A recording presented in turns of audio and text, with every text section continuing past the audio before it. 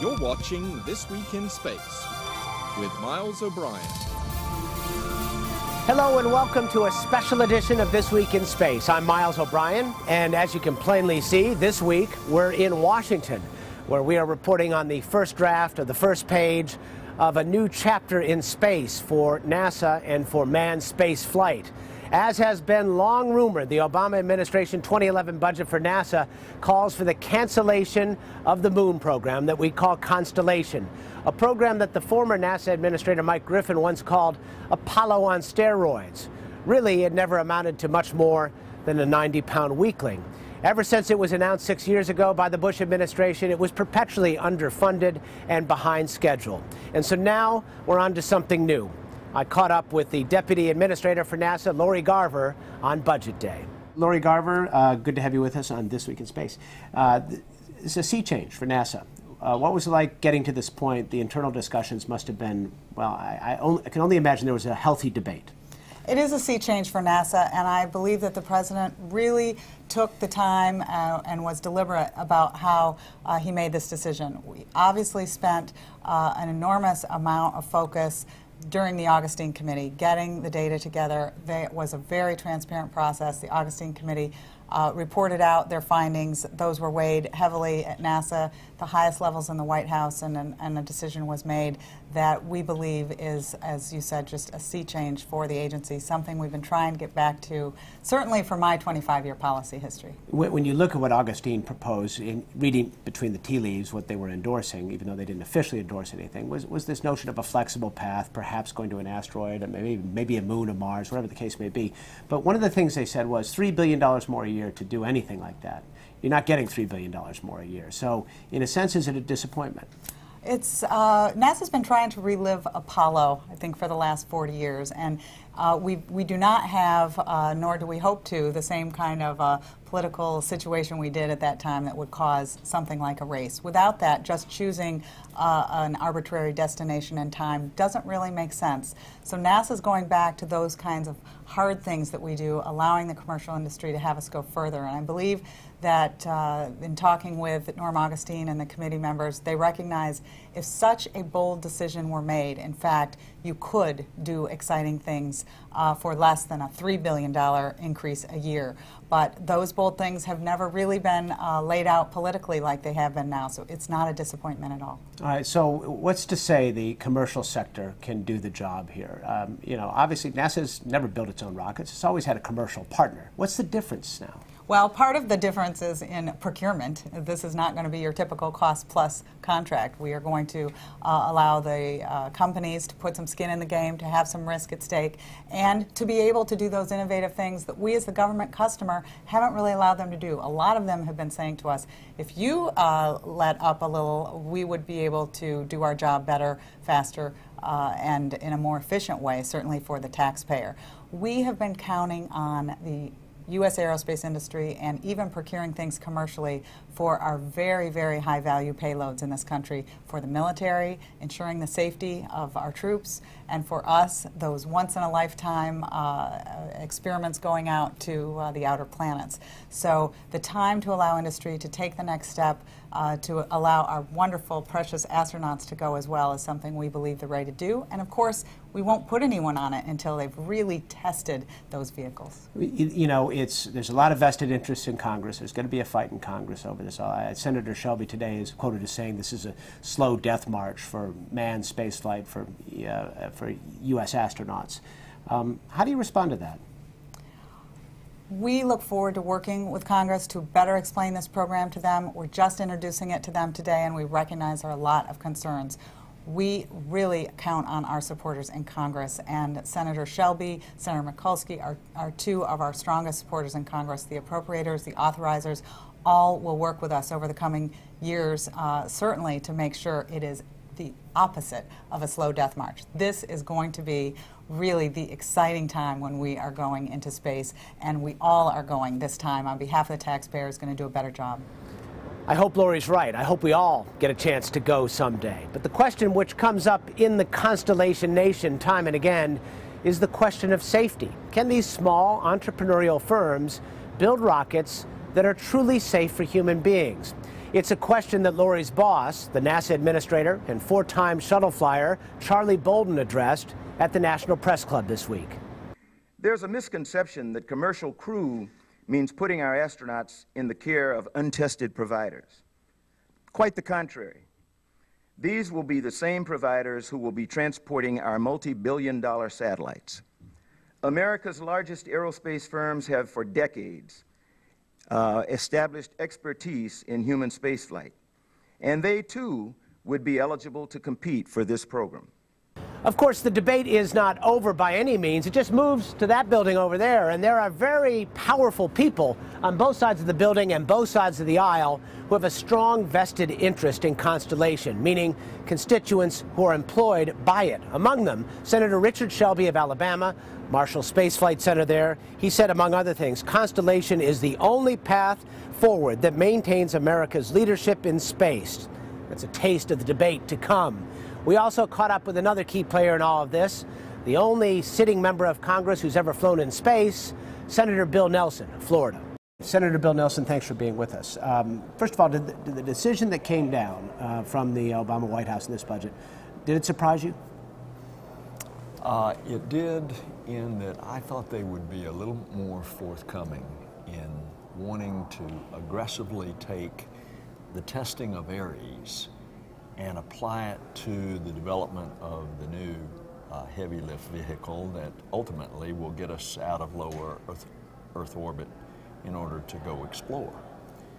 I thought that they might not put all their eggs in one basket with regard to the commercial boys being successful not only for cargo, but for human rating the rockets as being our space taxi to get us up to the International Space Station. And that's a big bet. And if that doesn't work, we're stuck with the Russians for about 8 or 10 years. We're left with a series of very bad choices, because what's happened over the last decade is NASA hadn't had enough money to develop a new rocket to be ready in time when the space shuttle was going to shut down. As you said, the president proposes, Congress disposes. Is there going to be a huge debate over this, or do you think that, is it safe to say Constellation, and I mean the whole ball of wax, as it is right now, is dead? Well, Ares 1 doesn't make sense because it wouldn't be ready until 2018, and then it's a rocket with no mission. So what I'm hoping is that between the president and the Congress that we're going to be able to work out some accommodation and that we will get our humans back on American rockets as soon as possible. And you're talking about in the commercial sector. You have had the experience of strapping yourself to a rocket, a shuttle. How comfortable would you be flying with the likes of SpaceX? If SpaceX does as it's advertised, it's going to be a lot safer than the space shuttle, but of course they were designing the Ares rocket to be a lot safer than the space shuttle. Either way, we're going to have to do that. You just can't continue to take the risk that the space shuttle program took. Let me ask you this, though. Can these small companies, the SpaceXs of the world, the others, can they really do it, though? It's a tall order, isn't it? It is, but we are at a point of our advancement of technology, design. I think they can do it. I just want them to show me. So you're ambivalent about this whole thing? Well, I would have a backup to the commercial systems, hoping that it works. If it does, it's a lot cheaper, and they could conceivably have us with humans riding rockets to the space station by 2015 instead of having to wait till 2018. But if it doesn't work, then we're stuck on planet Earth. That's not good. Not at all. Bill Nelson, thanks for your time. One of the interesting things to watch will be some language that was inserted into an appropriations bill at the end of last year by Senator Shelby. It, in effect, gives Congress the right to vote on any decision on Constellation made by the administration. We're going to take a break. Coming up, we're going to check in with one of the Augustine Commission members, Leroy Chiao, and then a little bit later, Buzz Aldrin. Welcome back to this special edition of This Week in Space. If you know anything about the space business, you know NASA has never built a rocket on its own. It's always had commercial players. So when the agency talks about moving into the commercial realm, what it's really talking about is moving towards smaller, entrepreneurial, more nimble companies that don't operate on a cost-plus basis. I caught up with one of the industry leaders this past week, Brett Alexander. Brett Alexander, president of the Commercial Spaceflight Federation, thanks for joining us on This Week in Space. This is a big day for you guys, a significant change. First of all, what's the reaction? It's an overwhelmingly positive reaction, certainly from the entrepreneurial space community and those in more traditional aerospace industry that are commercial leaning or more forward leaning. What's to say that the commercial players can do it better, faster, cheaper? Well, number one, we're talking about doing a different mission. We're talking about going to the space station. So we're talking about a mission similar to what Gemini did 40 years ago. So it's not as complex as going to the moon or going beyond. The spacecraft is simpler, so we can do it faster. Had NASA been focused on that before, we would probably have that capability now.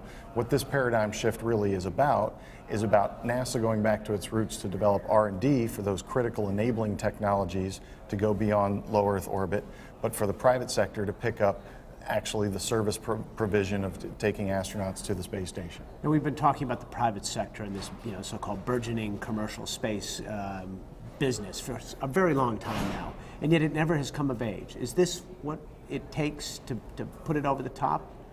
Absolutely. I mean, government was always going to be the anchor tenant for something like this. With government, with NASA throwing all of its weight behind it, this is what it'll take to really take off. Help me understand, because NASA has never built its own rockets. It's always used a contractor of some kind, just the more traditional defense contractor types. Right. What's the difference between that model and what is going to happen now? Fundamentally, it's a different contracting paradigm, as you said. But in the traditional way of doing things, NASA not only set the requirements, but was involved in absolutely every decision that's made on every little thing all the way through the program. Programs tended to stretch out and tended to cost more. In this sense, in the new paradigm with commercial companies and commercial efforts, NASA will set the requirements. NASA will be there to provide reviews and to verify that things are done the right way and that there is safety, but they won't be involved as much on a day-to-day basis. So it's a real paradigm shift in oversight versus insight and how things are done. There's going to be a fight in Congress, obviously, over this. There's a lot of people with, who have legislative interests, constituent interests in all this. Senator Shelby says this is the death march for spaceflight in the United States. How do you respond to that? Well, I think there's been a lot of hyperbole on all sides, if you will. I think the reality is that the budget that the President has outlined here has a lot of activity for development, for R&D at Marshall Space Flight Center, at Kennedy Space Flight Center, at Johnson Space Center.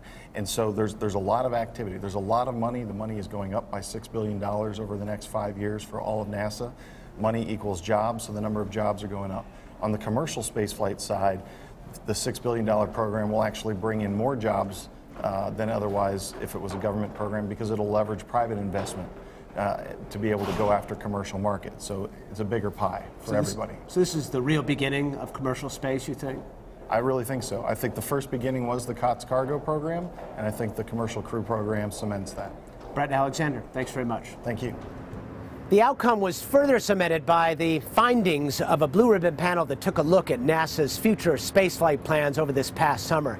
Headed by aerospace veteran Norm Augustine, the committee came up with a list of possibilities and said in each case what NASA needs is about $3 billion more a year to do something bold and audacious. That money isn't in this budget.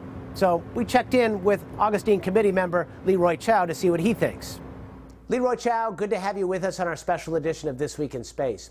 As a member of the Augustine Commission, you were part of the group that looked at all the potential alternatives. One of the things that came through loud and clear was that there wasn't enough money to do anything truly bold or outside low Earth orbit, whichever course was taken. There's still not enough money in this Obama budget. Is that a disappointment? Well, it's a little bit of a disappointment. You're right, Miles. The main message that we had from the Augustine Committee was that we are on an unsustainable trajectory and that more funding is required if we're going to have any kind of a robust exploration program. So there's a very modest increase proposed for NASA, as we saw yesterday.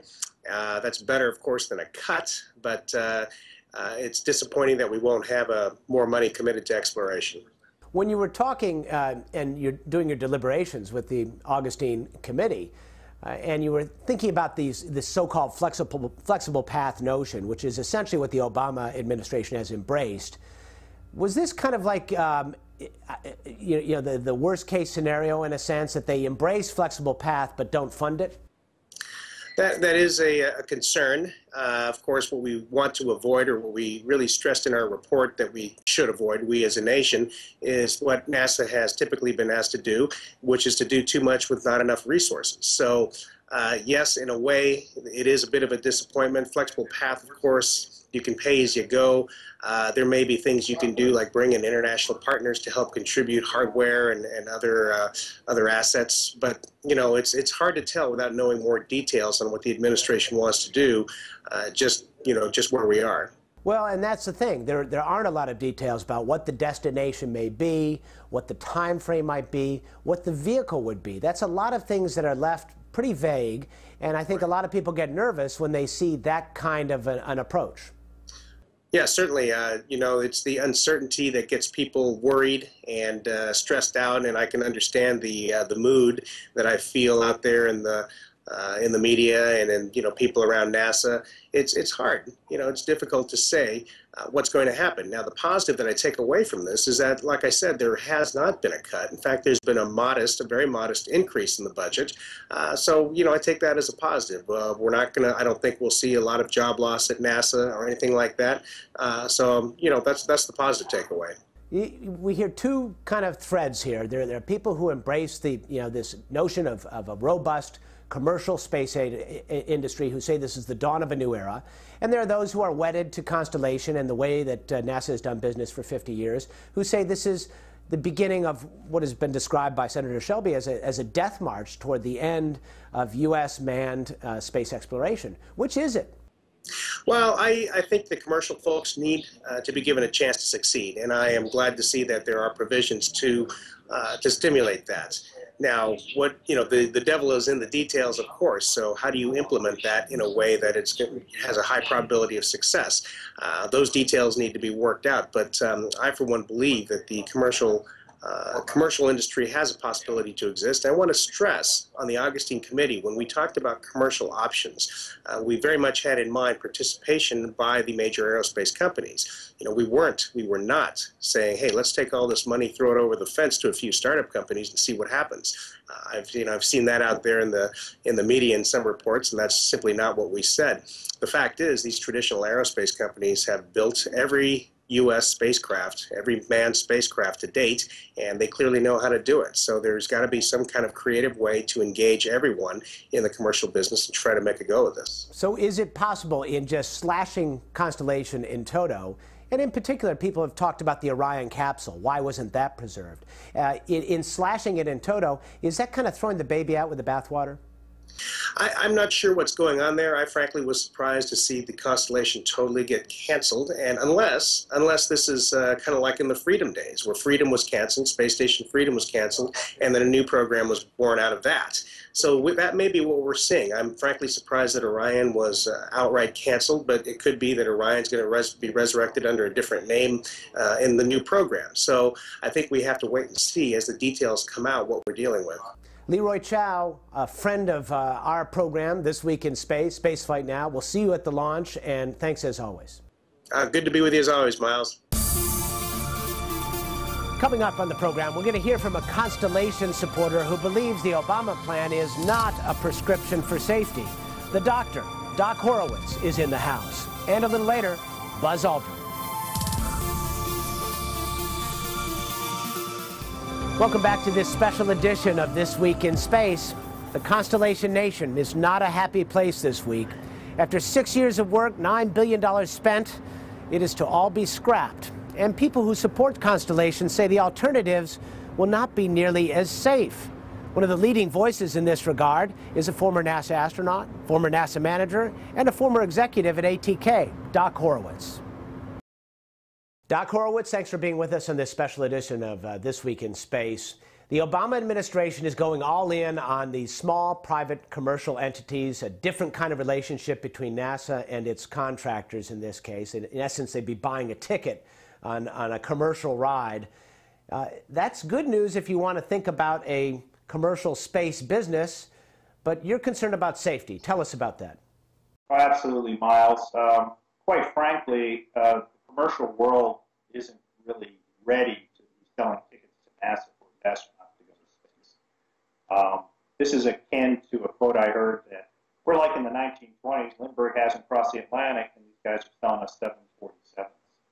It's not to say that they're bad, it's not to say they don't believe in safety, it's just they need some time to demonstrate and to learn all the lessons required. Well, let me ask you this, though. We've been in the space business now for 50 years, give or take.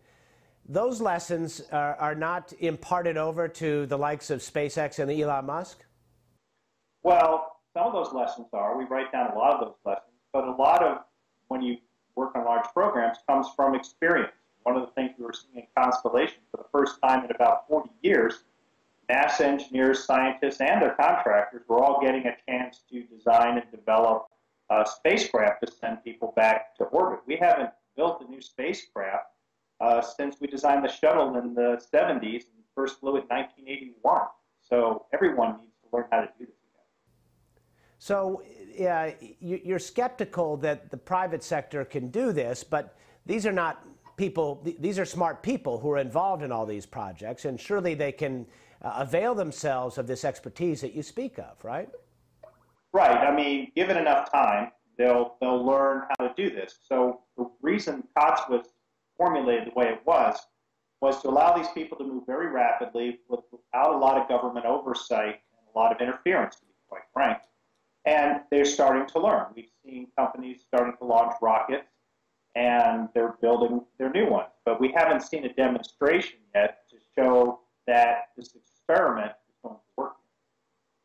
Having said that, though, and I realize that SpaceX has missed a lot of deadlines and there's a lot of questions that remain, there also are a lot of questions that remain about Ares 1, for example. That particular project is behind schedule and underfunded. So in that sense, is it worth sticking with that particular design and that ride to orbit? Well, you know, a lot of people are quick to say things like you just did, that it's behind schedule and underfunded. Well, if you're underfunded, you're going to be behind schedule. One leads to the other. And in fact, the Office of Management Budget, OMB, in its submits over the years, has taken in the first part of this program at least 12 to 20 billion out of the Constellation budget. And that's why you don't see Ares 1 ready to go fly yet. We originally were going to fly it in 2012, and the primary reason it's been delayed is purely because of budget. So do you think that the private sector, the commercial ventures that we've been talking about, can they do it any faster? Right now, even the Augustine Commission said it was going to take them some time. I've seen estimates anywhere from 5 to 7 years to be up and running. I'll give one small example of what has to be accomplished. You have to have a launch abort system to have a safe ride for astronauts to orbit. I have yet to see any details of anybody's launch abort system design, and that particular element probably is more complicated than anything else on the rocket. It has to do everything a rocket does, except it does it in 2 seconds. You don't know the starting. And I did talk to Elon Musk about this. He said it's probably a 2 or 3 year project just to get that together. So that in and of itself implies that this is not going to happen anytime soon, is it? Right. I would say if everything were perfect and nothing went wrong, which doesn't happen in this business, the quickest anybody could have field a capability to launch humans to space would be 3 to 5 years. Now, having said that, the rockets that are out there, ELVs, Bronze rocket, Orbital's rocket, people have to remember these rockets are in the 10 metric ton class. Ares is in the 25 metric ton class. So right now, NASA is designing and building a vehicle that's 2.5 times as large, probably at least 5 times as safe, and given the money, could be flying within a few years. Well, taking aside for a moment the specifics of who's getting the contracts, let's talk philosophically for a moment. Do you think it's appropriate for NASA to be not as focused on low Earth orbit and looking toward farther destinations? Absolutely. In fact, that's the way the Constellation program was envisioned and why we did COTS. The idea was NASA would always do the next harder thing. And Ares 1 and Ares 5 and Orion are designed to get out of low Earth orbit. They're not designed to go service low Earth orbit. Once you get to space, you're in low Earth orbit, so you can use it as a backup for that. But the idea has always been to get the commercial guys going and buy the services from them as soon as they prove they can do it. And then get out of low Earth orbit for NASA and move on to the next destination. Stay one step ahead and spin the technology back into the commercial sector and let them develop it and sell it as soon as they can, because that should save us money. Well, that seems like a good plan, and that's what the Obama administration says it's doing. Are they doing it wrong, in your opinion? Well, they're not doing that because they've zeroed out all of NASA's capabilities. So NASA has no capability, and the only capability it's going to have is to buy it from the commercial guys, and until they deliver, we have nothing. So they've kind of killed the NASA's doing the next harder thing part of the equation. Depending on who you talk to, if you talk to the people on the commercial side of this, they say this is the dawn of a new exciting era.